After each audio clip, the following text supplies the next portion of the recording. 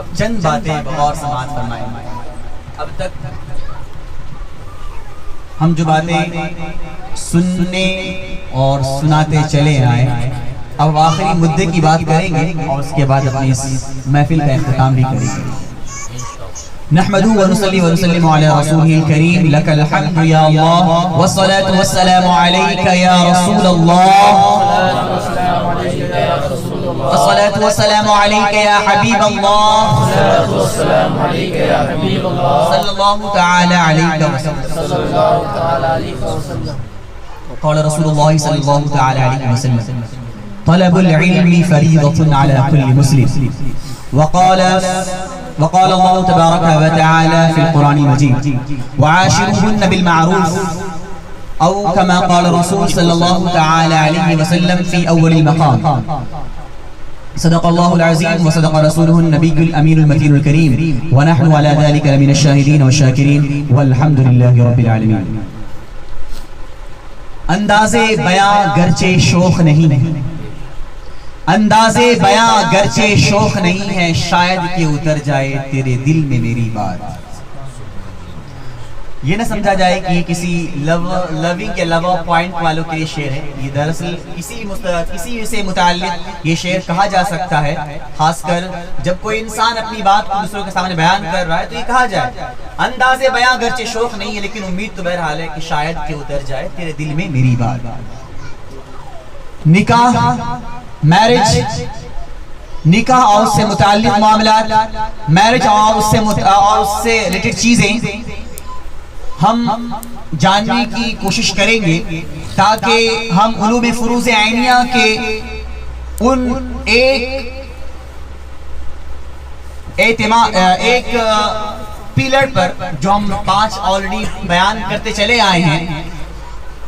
فرمایا گیا کہ علوم فروز عینیہ 5 ہیں: علم اصول عقائد، علم مسائل نماز، جو شخص جس حالت میں اس حالت کا علم حلال و حرام، اور علم تصفیہ قلب. اس میں جو شخص جس حالت میں اس حالت کا علم، اس حوالے سے فرمایا گیا کہ اگر انسان نکاح کا ارادہ کرتا ہے، اگر انسان نکاح کا ارادہ کرتا ہے تو اس پر نکاح سے متعلق ضروری مسائل کا سیکھنا فرض عین ہو جاتا ہے.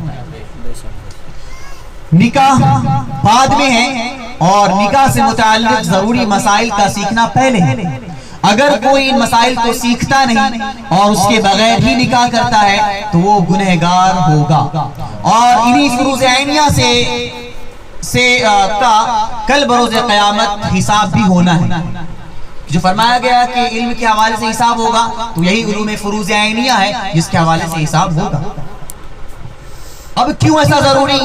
اس لیے ضروری تاکہ حقوق زوجین، شوہر اور بیوی دونوں اپنے حقوق کے حوالے سے جانکاری حاصل کر لیں، تاکہ جس بندھن میں بندھے وہ اس بندھن کو تار نہ کریں اور اس کو اپنے اصول کے ساتھ بخوبی نبھائیں اور پوری زندگی اس نکاح سے متعلق اصول کو اپنے سامنے رکھیں. ہم نے کچھ باتیں نوٹ کی ہیں تاکہ آپ کو تمام باتیں بتا سکیں. پہلا مسئلہ یہ کہ نکاح کے فوائد کیا ہیں. آخر ہم نکاح کیوں کرتے ہیں؟ کیا اپنی جنسی خواہشات کو پوری کرنا، اپنی جسمانی خواہشات کو پوری کرنے کا صرف کے مقصد سے نکاح کا انتظام کیا گیا؟ اگر ہم اس کے بیسک پوائنٹ اور بیسک چیز پر غور کریں تو معلوم ہوگا کہ یہ سب چیزیں جن کو ہم سوچتے ہیں وہ سب چیزیں ضمنی آتی ہیں، لیکن دراصل جس چیز کا قیام فرمایا گیا وہ دراصل اللہ تبارک و تعالیٰ کی ربوبیت کا اعلان ہے. جب ایک انسان نکاح رشتے ازدواج سے منسلک ہوتا ہے تو اس انسلاک کے بعد، اس رشتے کے انسلاک کے بعد بچے کی پیدائش ہوتی ہے. جیسے جیسے تعداد بڑھتی جائے گی اللہ تبارک و تعالیٰ کی ربوبیت کا اعلان اتنا زیادہ ہوتا چلا جائے گا. ہم کیا سمجھتے ہیں کہ یہ صرف یہی سب چیزیں ہیں، بلکہ اس کے پیچھے کئی مقاصد پوشیدہ ہیں جن کو ہم فراموش کرتے نظر آتے ہیں. تو پہلا، جب ہم شادی کریں گے تو نکاح کرتے ہیں تو نکاح کرنے کے بعد اولاد کا ہونا اولاد ہمارے لیے یعنی باپ کے لیے بہت ہی قیمتی سرمایہ ہے کہ وہی اولاد کل جب بڑی ہوتی ہے، کل جب ایک بڑک پن کو پہنچتی ہے تو وہ اور ان کے جو والد ہوتے ہیں جب اس دنیا سے چلے جاتے ہیں تو وہی بچے اپنے باپ کے لیے دعائیں کرتے ہیں۔ اسی کے ساتھ ساتھ آپ یہ بھی غور کریں کہ جو خاتون ہوتی ہے جس خاتون کو نکاح میں لے کر آتی ہے، وہ دراصل دین کی راہ میں عورت اپنے شوہر کی یار و مددگار ہوتی ہے۔ کئی کام ایسے ہوتے ہیں جو شوہر کی مشغولیت کو اتار کر خود عورت اپنے ذمے سنبھالتی ہے، اور عورت دین کے حوالے سے اپنے شوہر کو آگے کرے، اس لیے وہ کئی کام کرتی۔ دیکھیں گھر کے کام ہو، گھر کے کئی معاملات ہو، شوہر اس ذمہ داری کو نہیں نبھاتا، عموماً عورتیں اس ذمہ داری کو نبھاتی ہیں، تاکہ کئی ایسے کام جو دین کی راہ میں ہونے والے ہیں وہ تمام کام عورت اپنے اوپر لے کر شوہر کو آگے بڑھا کر دین کی راہ میں جو رکاوٹیں آتی ہیں ان کو دور کر کے شوہر کو آگے بڑھاتی ہیں۔ اسی کے ساتھ ساتھ عورتوں کے اخلاق پر صبر کرنا، ان کی ضروریات کو مہیا کرنا اور ان کو راہ شرع پر قائم رکھنا بھی یہ بہت بڑا ثواب ہے۔ عورتوں کی جانب سے مختلف قسم کی ضروریات کے تقاضے رہتے ہیں، مختلف قسم کی تکالیف کا سامنا ہوتا ہے، لیکن ان تکالیف پر صبر کرنا، جو ضروریات ان کی طرف سے سامنے لائی جائیں ان پر بھرپور اترنا، ان تمام چیزوں کو برداشت کرتے ہوئے ان تمام خواہشات کو پورا کرنا خود یہ ثواب میں شامل ہے۔ تو گویا کہ نکاح کر کے انسان اپنی ذمہ داری نبھا کر وہ مختلف قسم کے ثواب کا حقدار بنتا ہے۔ اور یہ بھی آپ نے سنا ہوگا، اللہ کے رسول صلی اللہ تعالی علیہ وسلم نے ارشاد فرمایا کہ انسان نکاح کر کے اپنے آدھے دن کو مکمل کرتا ہے، آدھے دن کو مکمل کرتا ہے۔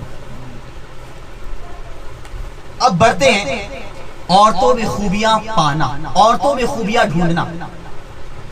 کچھ چیزیں جن کو تو ہم دیکھتے ہیں لیکن کچھ چیزیں جن کو ہم فراموش کرتے ہیں۔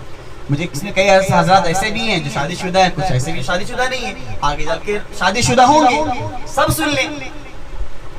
امام غزالی علیہ رحمت و رضوان نے 8 قسم کی چیزوں کو بیان فرمایا ہے کہ تم 8 چیزوں کو عورتوں کے اندر تلاش کرو، 8 چیزوں کو۔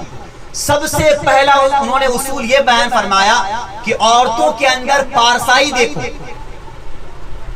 عورتوں میں پارسائی دیکھو، اور پوری تمام 8 میں سب سے زیادہ اصل یہی ہے، عورت اگر پارسا ہوگی خود کی بھی حفاظت کرے گی اور اپنے شوہر کی بھی حفاظت کرے گی۔ عورت اگر پارسا نہیں ہوگی تو نہ خود کی حفاظت کرے گی اور نہ اپنے شوہر کی حفاظت کرے گی۔ تو سب سے پہلی اصل جو امام غزالی نے بیان فرمایا وہ یہ ہے کہ عورت کے اندر پارسائی دیکھو۔ دوسری چیز حسن خلق، عورت کے اخلاق اچھے ہوں کہ بد مزاج عورت ناشکر گزار اور زبان دراز ہوتی ہے۔ جب تم نکاح کے لیے آگے بڑھو تو سب سے پہلے پارسائی دیکھو، اس کے بعد اس چیز کو ڈھونڈو کہ عورت کے اخلاق کیسے ہیں۔ اگر عورت کے اخلاق اچھے ہیں تو عورت مزاج میں اچھی ہے تو پورے گھرانے کو، جس خاندان سے وہ منسلک ہونے والی ہے اس پورے خاندان کو اپنی خوش مزاجی سے گلاب اور باغ بنائے گی۔ لیکن اگر عورت بد مزاج اور ناشکر گزار ہوگی تو وہ اپنے شوہر کی بھی ناشکر گزار ہوگی اور پورے گھر والوں کی بھی ناشکر گزار ہوگی۔ تو دوسری چیز جو ڈھونڈنا فرمایا گیا وہ یہ دیکھو کہ عورت کے اخلاق کیسے ہیں۔ تیسری چیز سب سے پہلے لوگ یہ ڈھونڈتے ہیں کہ خوبصورت ہے کہ نہیں، سب سے ایک دم اینٹک پیس ہونا، سب سے زیادہ جس کی طرف کہ جمال اور خوبصورت ہونا بلا شبہ یہ بھی ضروری ہے۔ کیوں؟ اللہ تبارک نظام انسانی میں ہے، اللہ تبارک و تعالیٰ نے فطرت میں یہ چیز جاری فرمائی ہے کہ انسان اچھی چیزوں کو پسند کرتا ہے، انسان اچھی چیزوں کو پسند کرتا ہے، اور یہی چیز محبت میں زیادتی کی باعث بھی ہے۔ یہی چیز محبت و الفت میں ذاتی کی باعث سے اسی لیے فرمایا گیا کہ جمال و خوبصورتی کو بھی دیکھا جائے۔ اس کے بعد یہ بھی دیکھیں کہ عورت مہر کا جو ڈیمانڈ ہوتا ہے وہ کم کرے۔ یہ بات اور ہے کہ شرعی اعتبار سے کئی چیزوں کی اجازت رہی ہے اور ہوتی بھی ہے، لیکن امام غزالی گرچہ مسلک کے اعتبار سے امام شافعی رضی اللہ تعالیٰ عنہ کے فالوور ہیں، ماننے والے ہیں، لیکن کئی معاملات میں ان کے اب کچھ نظریات قابل قبول بھی ہیں۔ فرمایا گیا کہ ایسی عورت کو بھی تلاش کرو جو زیادہ مہر کا ڈیمانڈ نہ کرے، مہر کم رکھے، اور اس حوالے سے آقا دو عالم صلی اللہ تعالی علیہ وسلم کا فرمان عالی شان بھی۔ البتہ جہاں تک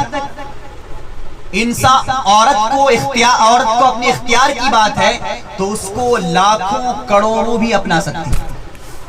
اگر اس کے اندر مختلف قسم کی خوبیاں ہیں اور وہ چاہتی ہے کہ ہم اپنے مہر کو زیادہ سے زیادہ رکھیں تو اسے بھرپور شرعی اعتبار سے اس بات کی اجازت ہے کہ وہ رکھ سکتی ہے۔ یہ بات اور ہے، اخلاق اس بات کی اجازت نہیں دیتی، لیکن شرعی اختیار کی بات آئے تو اس کو بھرپور اختیار ہے کہ وہ جتنا چاہے ڈیمانڈ کر سکتی ہے۔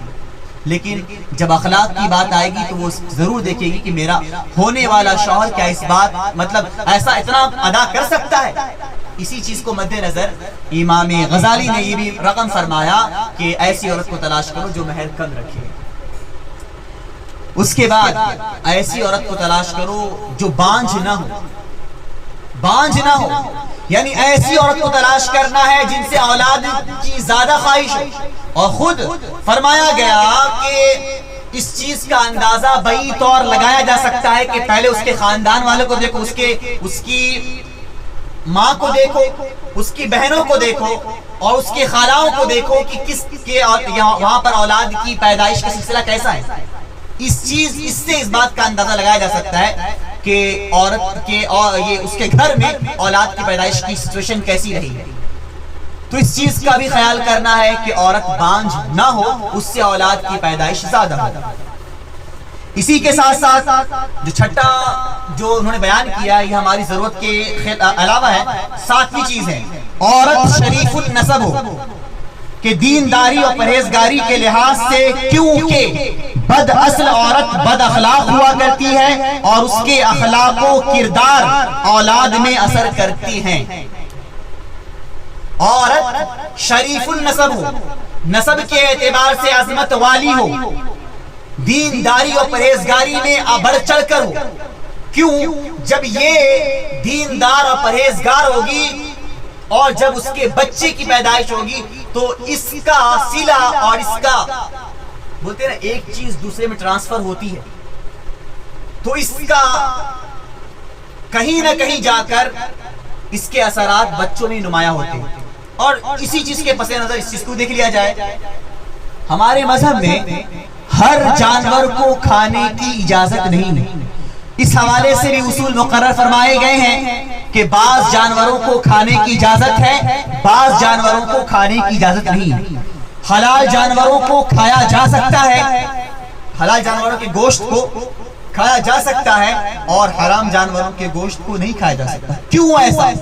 وجہ یہ ہے کہ جن جانوروں کو حرام فرمایا گیا ہے ان کے اندر بری صفتیں ہیں۔ ممکن ہے اگر حرام جانوروں کے کھائے جانے کی وجہ سے جب اس حرام جانور کا گوشت جب انسان کے بدن میں جائے گا تو وہ بری صفتیں انسان کے اندر پیدا نہ ہو، اس لیے ہمارے مذہب اسلام نے حرام جانوروں پر روک لگا دیا۔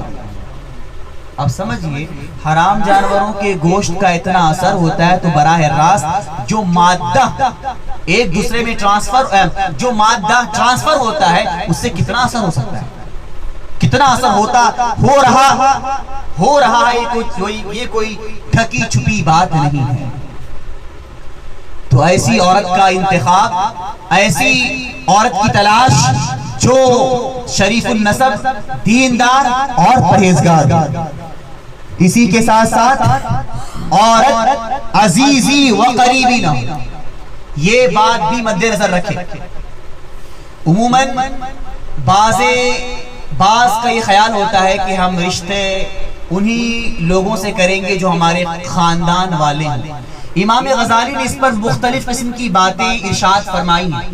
انہوں نے یہ بھی کہا ہے کہ آپ ایسی خاتون کا انتخاب نہ کرو جو جن کا تم سے آمنا سامنا ہو، اور عموماً جو خاندان والے ہوتے ہیں، خاندان کی جو عورتیں ہوتی ہیں، ان سے عموماً آمنا سامنا ہوتا ہے۔ اس کے بھی وجوہات ہیں، اس کی وجوہات یہ بھی ہیں کہ اس سے محبت و الفت بہت کم ہوا کرتی ہے۔ کیوں؟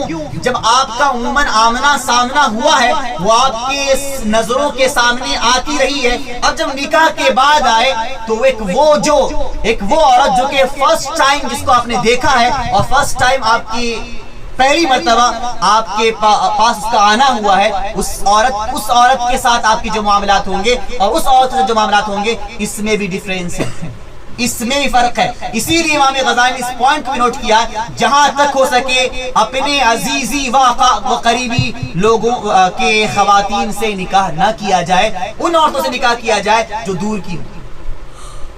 کیوں؟ جب آپ ان سے آپ کا سامنا ہوگا فرسٹ ٹائم تو اس کی محبت و اس کے حوالے سے آپ کی محبت و الفت ایک الگ معنی رکھتی ہے، اور اس حوالے سے خمیازہ مطلب یہ برائی پائی جا رہی ہے کہ جب خاندان آپس میں خاندان کے ہی میں جب نکاح ہوتا ہے تو یہ اس کی نوک جھوک، وہ اس کی نوک جھوک، وہ اس کی ٹانگ، یہ اس کی ٹانگ، اس طرح کے مختلف قسم کے معاملات ہر آئے دن سامنے آتے ہیں اور آ بھی رہے ہیں۔ تو ہم سمجھتے ہیں کہ اس معاملے میں ہم یہ بھی نہیں کہتے کہ سب کے ساتھ ایسا معاملہ ہوتا ہے، لیکن عموماً ایسا ہوتا چلا آ رہا ہے۔ تو اس پر امام غزالی نے آقا دو عالم صلی اللہ تعالی وسلم کا وہ قول نقل فرمایا ہے، کیا فرماتے ہیں کہ اگر اپنے عزیز و اقارب میں شادی کرو گے تو تمہارا بچہ کمزور پیدا ہوگا۔ کمزوری کی ضعیف، لفظ ضعیف کا استعمال فرمایا گیا، بچے کی کمزوری کا باعث بنے۔ تو ان چیزوں کو امام غزالی نے 8 چیزیں بیان کی ہے کہ ان چیزوں کو دیکھ کر تم عورت کا انتخاب کرو، یہ چیزیں عورت کے اندر پائی جانی چاہیے، ایسی عورت کا ضرور انتخاب کیا جائے۔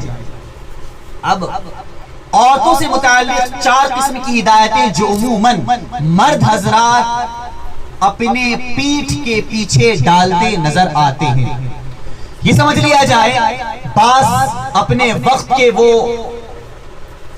بے شرم اور بے حیا انسان ہوتے ہیں جو اپنی خاتون کو، جو اپنی زوجہ کو مثل نوکر سمجھتے ہیں، حالانکہ آقا اللہ تبارک و تعالی نے یہ ارشاد فرمایا وَلَهُنَّ مِثْلُ الَّذِي عَلَيْهِنَّ بِالْمَعْرُوفِ، عورتوں کا مردوں پر وہی حقوق ہے جس طرح کے مردوں کا اور دونوں کے برابر فرمائے گا۔ بعض ایک مقام پر ایسا فرمایا گیا اور ایک مقام پر یہ فرمایا گیا کہ عورت پر مرد کے حقوق زیادہ ہیں، عورت پر مرد کے حقوق زیادہ ہے۔ اسی چیز کے پس نظر آقا دو عالم صلی اللہ تعالی وسلم کا وہ قول عالی شان، اگر میں کسی اور کو سجدے کا حکم دیتا تو اس بات کا حکم دیتا کہ عورتیں اپنے شوہروں کے آگے سجدہ کریں۔ اتنی زیادہ فضیلت بیان کی گئی اور اس کے حقوق کی زیادہ آگے بڑھانے کے حوالے سے قول فرمایا گیا۔ بلا شبہ دونوں کے حقوق اپنی جگہ مسلم ہیں، لیکن عورت کو محکوم بنایا گیا اور مرد کو حاکم بنایا گیا، اور الرجال قوامون علی النساء۔ تو پہلی چیز جو لوگ فراموش کر چکے، نوشے صاحب جو کہ کل بننے والے ہیں انشاءاللہ تبارک و تعالی، یہ بھی خیال کر لیں۔ پہلی چیز وعاشروہن بالمعروف، عورتوں کے ساتھ بھلائی کے ساتھ زندگی گزارو، سب سے پہلا اصول، عورتوں کے ساتھ بھلائی کے ساتھ زندگی گزارو۔ ایسا نہ ہو کہ نوک جھوک، آپس میں رنجش، آپس میں دلی کلفت وغیرہ، یہ تمام چیزوں سے اپنے آپ کو دور رکھا جائے۔ اور پہلا اصول جو مرد کو فراہم کیا گیا وعاشروہن بالمعروف، عورتوں کے ساتھ زندگی جو بسر کرنی ہے وہ بھلائی کے ساتھ زندگی بسر کرنی ہے۔ آپ جان یہ جو عورتوں اور مردوں کا جو آپس میں مختلف قسم کے معاملات ہوتی ہے آج کا نہیں، خود ہمارے آقا صلی اللہ تعالی علیہ وسلم اور ازواج مطہرات میں ایسا ہوا کرتا تھا حضرت عائشہ صدیقہ رضی اللہ تعالی عنہا ہو یا حضرت عمر فاروق اعظم رضی اللہ تعالی عنہ کی بیٹی ہوں، وہ براہ راست بعض معاملات میں رسول اعظم صلی اللہ تعالی علیہ وسلم کو جواب دیا کرتے تھے۔ ایک مرتبہ ایسا بھی ہوا، حضرت عمر فاروق اعظم رضی اللہ تعالی تشریف فرما تھے، سامنے خود حضور صلی اللہ تعالی علیہ وسلم کو جواب دے دیا۔ اس نے فرمایا بدزبان عورت، تم رسول اعظم صلی اللہ تعالی علیہ وسلم جواب دیتی ہو؟ تو انہوں نے کہا بلا شبہ میں دیتی ہوں۔ اس پر آقا دو عالم صلی اللہ تعالی علیہ وسلم نے یہ فرمایا کہ عورت کو اس بات کا بھی اختیار ہے، دونوں کے اپنے اصول، دونوں کے اپنے حقوق ہیں، اگر باعتبار حقوق ہر ایک کو اپنے حقوق کے مطالبے کی بھرپور گنجائش ہے۔ آقا دو عالم صلی اللہ تعالی وسلم آگے سماعت کریں گے۔ دوسری چیز، استوصوا بالنساء خیرا، عورتوں کے بارے میں میری وصیت کا خیال رکھو، عورتوں کے بارے میں میری وصیت کا خیال رکھو۔ عورت بلا شبہ کم عقل ہوا کرتی ہے، اسی لیے اس کے اقوال و افعال کے اعتبار سے سامنے آؤ، نہ یہ کہ اپنی عقل کو اپنے اقوال و افعال کے اعتبار سے سامنے آیا جائے۔ تو عورتوں کے حوالے سے رسول اللہ صلی اللہ تعالی علیہ وسلم کی وصیت کا بھی خیال کرنا ہے۔ تیسرا اصول، رفقا بالقواریر، عورتیں شیشے کی طرح ہیں، ان شیشوں کے ساتھ نرمی سے پیش آؤ۔ شیشے کا مسئلہ کیا ہے؟ اگر آپ اس کو چاہو گے جس طرح چاہو تو مڑوڑنا اس سے نہیں ہو سکتا۔ اگر تم اس کے ساتھ صحیح سے پیش نہیں آؤ گے، وہ چیز ٹوٹتی نظر آ رہی، چکنا چور ہو جاتی ہوتی نظر آئے گی۔ اسی لیے رفقا بالقواریر فرمایا گیا کہ عورتیں شیشے کی طرح ہیں، تو ان شیشوں کا بھرپور خیال رکھو، کہیں ایسا نہ وہ ٹوٹ جائے۔ اور بعض روایت میں یہ آیا کہ عورت چونکہ اس میں کچھ کجی پن ہوتی ہے، تو اسے اگر تم اپنے اعتبار سے چاہو گے کہ سیدھا کرو تو وہ سیدھی دنوں سے نہیں ہو سکتی، لیکن وہ ٹیڑھی وہ اسی اعتبار سے وہ ٹوٹ جائے گی، لیکن سیدھی نہیں ہو سکتی۔ تو اس لیے جس انداز سے وہ ہیں اسی انداز سے اس کو آگے کی زندگی بسر کی جائے گا۔ آگے بڑھتے ہیں، خیرکم خیرکم لأہلہ وانا خیرکم لأہلی، تم میں بہترین وہ شخص ہے جو اپنے اہل خانہ کے لیے بہترین ہو، اور میں تم میں اپنے گھر والوں کے لیے سب سے بہتر ہوں۔ زبردست فرمان ہے۔ بعض موقع پر خود آقا دو عالم صلی اللہ تعالی علیہ وسلم اپنی ازواج مطہرات سے مزاح فرمایا کرتے تھے۔ مزاح یعنی ایک دوسرے سے دلی دلچسپی۔ خود امام غزالی نے اس روایت کو نقل کیا ہے، اور مختلف محدثین نے اس روایت کو نقل کیا ہے کہ کئی مرتبہ آقا دو عالم صلی اللہ علیہ وسلم اور حضرت عائشہ یہ دونوں کی دونوں دوڑ میں حصہ لیا کرتے تھے۔ حضرت رسول اللہ صلی اللہ تعالی علیہ وسلم فرماتے کہ میں تم سے آگے بڑھوں گا، اور حضرت عائشہ فرماتے ہم آپ سے آگے بڑھیں گے۔ یہ دونوں باقاعدہ دوڑ کا حصہ لینا، یہ دونوں حضرت کیا کرتے تھے۔ کبھی کبھی آقا دو عالم صلی اللہ علیہ وسلم آگے بڑھ جایا کرتے تھے، اور کبھی کبھی حضرت عائشہ آگے بڑھ جایا کرتے تھے۔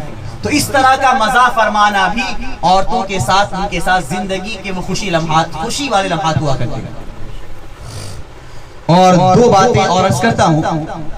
حضور کا ارشاد ہے کہ جس شخص نے اپنی بیوی کی بدخلقی پر صبر کیا، جس شخص نے اپنی بیوی کی بدخلقی پر صبر کیا، اللہ تعالیٰ اسے مصائب پر حضرت ایوب علیہ السلام کے صبر کے اجر کے برابر اجر دے گا۔ دونوں کے حوالے سے، خاتون کے حوالے سے بھی ہے اور خود مرد کے حوالے سے بھی۔ جو شخص اپنی بیوی کی تکلیف پر صبر کرے، اس کے ان مصائب پر کیا اجر ملے گا؟ جو اجر حضرت ایوب علیہ نبینا علیہ السلام کو ملنے والا ہے، وہی اجر اس شوہر کو ملنے والا ہے۔ دوسری بات، جس عورت نے اپنے شوہر کی بدخلقی پر صبر کیا، اللہ تبارک و تعالی اسے فرعون کی بیوی آسیہ کے ثواب کے مثل ثواب عطا فرمائے گا۔ دونوں کے اپنے اپنے مقام بیان کر دیے گئے۔ اگر ایک شوہر اپنی بیوی کی طرف سے کچھ تکلیفیں ہوتی ہیں، اگر وہ اس پر صبر کرتا ہے تو گویا کہ اس کو حضرت ایوب علیہ السلام کے اجر کے برابر اجر ملے گا۔ اور اگر کوئی خاتون اپنے شوہر کی تکلیف پر صبر کرتی ہے تو فرعون کی بیوی آسیہ کو جو ثواب ملنے والا ہے وہی ثواب اس خاتون کو ہی ملے گا۔ تو یہ سب فضیلتیں منع اور ان کی عظمتیں بین طور بیان کی گئی ہیں۔ تو اللہ تبارک و تعالی سبھی کو ان سب معاملات میں شرعی اصول کا پابند بنائے۔ اور اب آتے ہیں کچھ مسائل پر، سن کر ہو سکتا ہے کچھ اچھا بھی لگے کچھ اچھا نہ لگے، میرا پچھلی لوگ بیٹھے ہوئے۔ ہلدی وغیرہ کے جو مسائل ہوتے ہیں، ہلدی یہ تو رواج ہر جگہ پر ہے، تقریباً ہر جگہ پر ہے۔ تو کچھ لوگ اتنے ہٹ دھرم ہوتے ہیں کہ جب ایک بار منع کر دیا گیا کہ مرد کو غیر محارم عورتیں نہ دیکھ سکتی ہیں نہ چھو سکتی، چھونے اور پھر ہلدی لگانے یہ سب تو بہت دور کی بات ہے، دیکھ بھی نہیں سکتی۔ تو اب سوچئے ہم جس رشتے سے منسلک ہونے والے ہیں اس سے پہلے ہی اتنے حرام کام ہو جاتے ہیں، تو اب اتنی حرام کاموں سے ہماری نکاح کی شروعات ہوتی ہے، تو پھر نکاح میں برکت کہاں سے حاصل ہوگی؟ کہاں سے برکت حاصل ہوگی؟ تو بلا شبہ ہلدی لگائی جائے یہ کوئی سنت صحابہ بھی نہیں، نہ سنت رسول ہے، نہ سنت تابعین ہے۔ باعتبار شرع اگر انسان ہلدی لگاتا ہے تو اجازت ہے، کیونکہ اس سے مختلف قسم کے بدنی فوائد حاصل ہوتے ہیں، لیکن اس کے لیے غیر محرم عورتوں کو نہ لایا جائے، نہ سامنے رکھا جائے، نہ اس کی کسی قسم کی گنجائش نکالی جائے۔ بلا شبہ جو فوائد ہیں چاہے وہ بدن کے اچھے دکھنے کے اعتبار سے لگایا جائے، لیکن بھائی ہوں یا خود اپنے محرم خواتین ہوں اگر ان کے ذریعے لگایا جائے تو اس کی اجازت ہے، لیکن غیر محارم عورتوں کے سامنے نہ لگایا جائے نہ اس کی گنجائش نکالی جائے۔ اس کے بعد یہ جو مہندی لگانے کا جو مسئلہ ہے، بلا شبہ مہندی خواتین لگا سکتی ہیں، لیکن مرد کو نہ کانی ہو کہ نہ کچھ اور نہیں ہو، کسی بھی اعتبار سے مرد کو اپنے ہاتھوں میں مہندی لگانے کی اجازت نہیں۔ بارہا ایسا ہوتا ہے کہ آج کل کا جو ماحول ہے، ہمارے باپ داداؤں نے کیا تھا وہی نا، ہمارے باپ دادا جاہل، ہمارے سے ہم یہ جو آج کل کے عوامی جو رواج ہے، ورنہ جب ہم اپنے بڑوں کی بات کرتے ہیں تو ہمارے بڑوں سے مراد ہمارے اپنے اسلاف، ہمارے اپنے اکابر جو اپنے وقت کے وہ وہ تاج رہے ہیں، جو کہ جن کا صدقہ آج ہم پا رہے ہیں۔ انہوں نے اتنے بڑے بڑے کام کیے، انہوں نے اتنی بڑی بڑی کتابیں لکھ چھوڑی، آج ہمیں ان کے پڑھنے کی فرصت نہیں۔ ہم جب اپنے بڑے کہتے ہیں تو اپنے بڑوں سے مراد ہمارے اپنے اسلاف و اکابر ہیں، تو ہم تو ان کے نقش قدم پر تو نہیں چلتے، لیکن ہمارے جو جاہل اور ان پڑھ جو باپ دادا ہیں ہم ان کے نقش قدم پر اپنے آپ کو چلنے کا بھرپور خیال کرواتے ہیں۔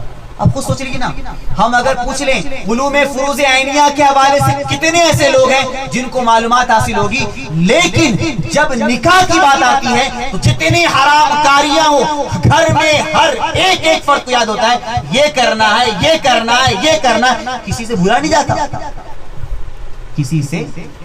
نہیں جاتا، لیکن جب علم و تعلیم و تعلم کی بات آئے ہمارے پاس کچھ بھی نہیں رہتا۔ حرام کاری والے افعال کو باقاعدہ کوششوں کے ساتھ کروایا جاتا ہے، یہ بھی ایک عجیب نظام ہے ہمارا، یہ بھی ایک عجیب سچویشن ہماری چلی آئی۔ تو ہم نے ہلدی اور مہندی کے حوالے سے یہ بات کہی۔ اب اس کے بعد ہم اپنے وہ تمام کام، ایک اصول بتاتے ہیں، وہ تمام کام جو شرعی اعتبار سے غیر درست ہیں تو بہرحال اجازت نہیں ہے، لیکن جن کاموں کو شریعت مطہرہ کی نگاہ میں مباح قرار دیا گیا ہے، اگر انسان کرتا ہے تو بلا شبہ مباح ہے، کرنے اور نہ کرنا دونوں برابر ہے، تو اگر کوئی انسان کرتا ہے تو اس سے کوئی حرج نہیں، لیکن جن کاموں کو شریعت مطہرہ نے ناجائز قرار دیا ہے اس کی کبھی نہ گنجائش رہی ہے، نہ ہے اور نہ انشاءاللہ تعالی رہے گی۔ تو امید ہے کہ اب ابھی تو جو ہوا سو ہوا، اب آگے کی جو منزلیں ہیں ہم ان سب چیزوں کا ضرور خیال کریں گے انشاءاللہ عز و جل، انشاءاللہ کریں گے انشاءاللہ۔ ہم نے خود یہ سب بات اس لیے کہی کہ کچھ بیٹھ کے کچھ مقصد حاصل ہو، تو آپ جب بھی ہم ہو، چاہے آپ ہو، چاہے ہمارے گھر والے ہوں، تو جب لڑکی کا انتخاب ہو تو ان سب چیزوں کو دیکھا جائے، اور جب شادی کی جائے تو ان سب چیزوں کا ضرور خیال کیا جائے۔ ایک بات عرض کرتے ہیں، اسی پر ختم کرتے ہیں۔ حضرت رسول گرامی وقار صلی اللہ تعالی علیہ وسلم شہزادی کون و مکان، شہزادی کونین حضرت فاطمہ الزہرا رضی اللہ تعالی عنہا، یہ جنت کی عورتوں کی سردار ہیں، ہر کوئی اس کو قبول کرتا ہے، لیکن جب لڑکے کے انتخاب کی بات آتی ہے تو ایسے کو انتخاب کیا جا رہا ہے جن کی پرورش خود رسول گرامی وقار صلی اللہ تعالی علیہ وسلم فرما رہے ہیں، جن کے پاس اپنا کچھ بھی نہیں ہے، لیکن جب انتخاب کی بات آتی ہے، یہ ہے شہزادی کون و مکان، کونین کی شہزادی، لیکن انتخاب ایسے انسان کا جن کے پاس کچھ بھی نہیں ہے، لیکن جن کے مرتبے کی بات کی جائے تو بابو مدینہ العلم ہے، بابو مدینہ العلم ہے، یہ خلیفہ رابع ہیں جن کے حوالے سے آقا دو عالم صلی اللہ تعالی علیہ وسلم نے دنیا ہی میں جنت کی خوشخبری عطا فرمائی۔ تو خود لڑکے کے انتخاب کا وہ نظریہ ہمیں آقا دو عالم صلی اللہ تعالی علیہ وسلم کی ذات سے ملتا ہے کہ جب گھر والے لڑکے کا انتخاب کرے تو کس طرح کرے، بے سر و سامان ہیں، کچھ بھی نہیں ہے، لیکن رسول اللہ صلی اللہ تعالی علیہ وسلم جانتے تھے کہ کن سے شادی۔ اور یہ بتا دوں، حضرت فاطمہ الزہرا رضی اللہ تعالی عنہا کا پیغامی نکاح کئیوں کے سامنے پیش کیا گیا، خود حضرت بعض روایات میں اس بات کا بھی ثبوت ملتا ہے کہ حضرت ابوبکر صدیق کے سامنے پیش کیا گیا، عمر فاروق کے سامنے پیش کیا گیا، عثمان غنی کے سامنے پیش کیا گیا، سب ہو گیا پیش کیا گیا، لیکن خدا کو جو مرضی وہ ہو۔ ان سبوں کو نہ ہو کر حضرت علی رضی اللہ تعالیٰ عنہ کی قسمت میں حضرت فاطمہ الزہرا رضی اللہ تعالیٰ عنہ آتی ہیں، اور پھر ولیمے کا جو حال رہا اور پھر نکاح کا جو حال رہا تقریباً ہر کوئی جانتا ہے، لیکن اس کے جو بیسک پوائنٹس اگر ہم دیکھیں گے تو اس سب چیزیں ہم فراموش کرتے نظر آتے ہیں۔ تو لڑکی کا انتخاب بھی کس طرح ہو اور لڑکے کا بھی انتخاب کس طرح ہو، یہ دونوں چیزیں رسول اللہ صلی اللہ علیہ وسلم سے ذات بابرکت سے ملتی ہیں۔ اللہ تبارک و تعالی ہم سب کو سننے سے زیادہ عمل کی توفیق عطا فرمائے۔ میرے کہنے سننے میں جو خامیاں غلطیاں قصداً سہواً لفظاً و معناً جس اعتبار سے ہوئی ہو، اللہ تبارک و تعالی اپنے پیارے حبیب صاحب الاولاق صلی اللہ تعالی علیہ وسلم سے متفعل معاف فرمائے۔ استغفر اللہ ربی من کل ذنب و اتوب الیہ۔ السلام علیکم ورحمۃ اللہ وبرکاتہ۔